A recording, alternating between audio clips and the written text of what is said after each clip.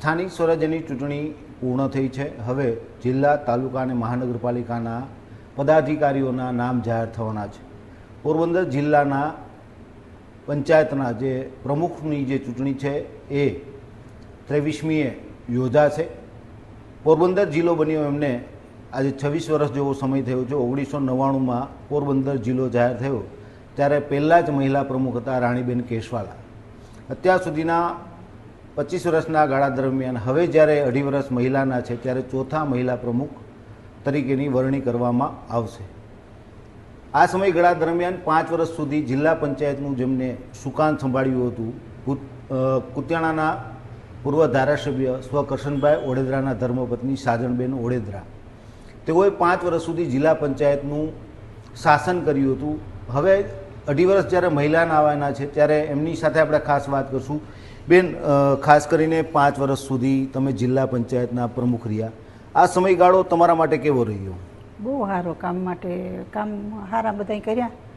અધિકારી બહુ સારા હતા. હળી મળીને અમે ગામડે ભેગા જતા, કંઈ નાના મોટા ગ્રામ્ય વિસ્તારના આવતા બધા ભાઈઓ બહેનો, તો એનોય સમાજનું, આખા સમાજનું કામ સરખી રીતના બેસી અને અધિકારીની સાથે બોલાવી અને નિર્ણય સાથે લેતા અને બહુ સારું કામ થયું. બેન, તમે જ્યારે પ્રમુખ બન્યા ત્યારે કઈ સીટો પરથી જીતીને તમે જિલ્લા પંચાયતના પ્રમુખ બન્યા હતા? આદિત્યાણા સીટ ઉપરથી. આદિત્યાણા સીટ ઉપરથી. એ સમયગાળા દરમિયાન કરશનભાઈ પણ ધારાસભ્ય હતા, તમે જિલ્લા પંચાયતના પ્રમુખ હતા. આખું સંકલન અને લોકોના કામ કઈ રીતે કર્યા તમે? બસ સંકલનના કામ સાહેબ તો એમની રીતે ધારાસભ્ય હતા એટલે કરતા જ, કેમ કે એનું તો 3જી ટર્મ હતી ત્યારના. પણ મેં મારી રીતના, મારા ઓલામાં હતા, મેં મારી રીતના જ બધા ડિસિઝન લીધા ને એણે ક્યારેય કંઈ એમાં ઓલું કર્યું નહોતું, પણ મેં મારી રીતના પણ કર્યું ને એનો પાછળથી સાથ બહુ સારો હતો. હવે દરેક ચૂંટણીમાં જિલ્લા પંચાયતો અને મહાનગર મહિલાઓને સ્થાન આપવામાં આવે છે, એ બાબતે શું કહેશો? મહિલાઓને રાજકારણમાં આવવું જોઈએ કે કેમ? આવવું જ જોઈએ ને. મહિલા અટાણે સશક્તિકરણમાં મુખ્યમંત્રી આપણા ત્યારે હતા ત્યારે નરેન્દ્રભાઈ પણ બહુ મહિલા માટે એની બહુ કોશિશ કરીને આ બધું લઈ આવ્યા ને અત્યારે પણ મહિલા માટે 50% ઓલું પાસ થવાનું છે કે થઈ ગયું હોય એમ. પણ બહુ સારું, મહિલાને બહાર નીકળવું જરૂરી છે અત્યારે આ સમાજમાંથી, કોઈ પણ સમાજમાંથી. હા, કોઈ પણ મહિલાઓ આગળ આવે, રાજકારણમાં આવે તો રાજકારણમાં અન્ય કોઈ પણ જગ્યાએ મહિલાની અત્યારે સશક્તિકરણ થવું જરૂરી છે. બહાર નીકળવું પણ બધી રીતના મહિલાને જોવું પડે, પણ જોવામાં એ પોતે સ્વતંત્ર હોય ને પોતે કેપેબલ હોય તો કોઈ કારણ નથી ક્યાંય નીકળવામાં. અમે પોતે 5 વર્ષ રહ્યા પણ ક્યાંય એવું કંઈ અનુભવ અમને નથી થયો કે બાઈઓને નો નહીં કરવું જોઈએ, કે બાઈઓ આમ કરે કે તેમ કરે, કે ગમે એટલા માણસ હવે કામ આપણે કરી શકીએ એવું કંઈ નથી કે ન કરી શકે. બાઈ ધારે તો બધું કરી શકે.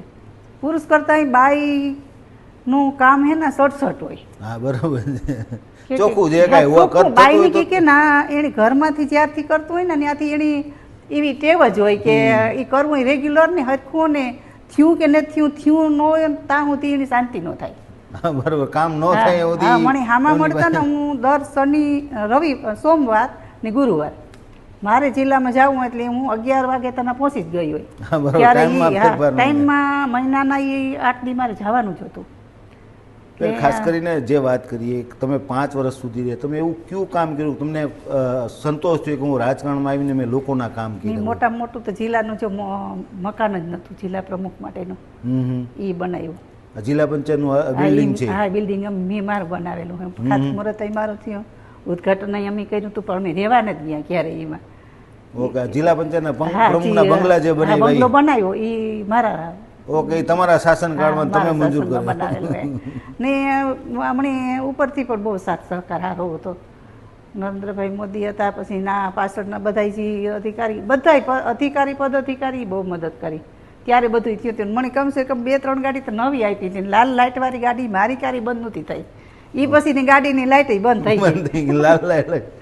હા, પણ સારું હતું બહુ. એ સમય દરમિયાન કરશનભાઈ ધારાસભ્ય, તમે જિલ્લા પંચાયતના પ્રમુખ, આવી સ્થિતિમાં પરિવારને સંભાળવાની જવાબદારી કઈ રીતે સંભાળી તમે? બધું કરતી જતી હતી. છોકરાએ જો હતા, છોકરીઓ હતી, 2 છોકરીઓની એ વખતમાં 2011માં 2 મારી મોટી દીકરી, નાની દીકરીની 2ની ડિલિવરી આવી હતી ને ડિલિવરી વખતે લંડન પણ થોડોક ટાઈમ 2 મહિના 2.5 મહિના જવું પડ્યું હતું ને અહીં પણ કરવું પડ્યું હતું, ને ઘરનું કરતી હતી. ઘરમાં તો અમારે ત્યારે બહુ જ કામ રહેતું, પણ બધું કરી લેતા હતા.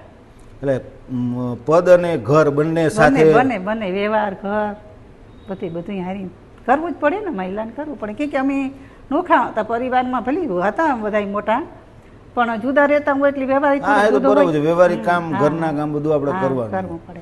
બેન, તમારા મતે આ ચોથા મહિલા પ્રમુખ આપણે આવશે, તો મહિલાઓએ તમે જે રીતે શાસન, તમારો જે અનુભવ છે એમાં કઈ રીતે લોકોના કામ કરો છો? તમારા મતે કઈ રીતે લોકોને એના કામ થાય, એમને સંતોષ થાય, જિલ્લાનો ગામડાનો વિકાસ? કારણ કે જિલ્લા પંચાયત એ ગામડાના લોકોનો એમાં વિશ્વાસ હોય, તો તમે જે રીતે કામ કરતા એ કઈ રીતે કરવું જોઈએ જેથી લોકોને એમ થાય કે ના અમારા કામો થયા છે?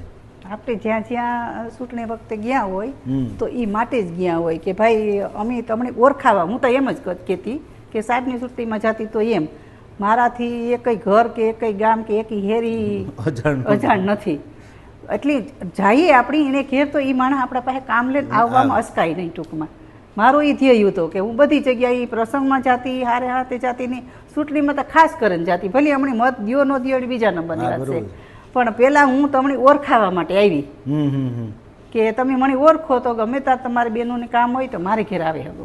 તમારે કોઈનું પુરુષની તમને કેવું ન પડે કે ભાઈ અમે બેનની ઓળખતા ને તમારે કેમ જાવું, તમે ઘેરે આવે હગો ને જિલ્લામાં પણ આવે હગો. ઓકે, લોકો એટલે લોકો સાથેનું એટેચમેન્ટ, એમની સાથેની લાગણી જોડાયેલી હોય તો કામ તરત હું પેલા એને ઘેર ગઈ. બરાબર છે, તમે એના ઘરે ગયા પછી એના કઈ કામ હોય તો એ તમારી પાસે આવી શકે. તમે આજે આવ્યા તો અમારું ભાવ વાતાવરણ આ તે તો બીજે ફેરે આવવું હોય તમને કઈ નહીં. બાકી કદાચ ને તમને બહારથી ગમે એ થોડુંક ઓલું થઈ જાય તો તમે બીજે ફેર અસ્કાર ના આવતા. હા, મીઠો આવકાર આપવો છે કોઈ પણ લોકો. બેન, છેલ્લો પ્રશ્ન, મહિલા તરીકે રાજકારણમાં તમારે સફળ થવું હોય તો શું કરવું પડે?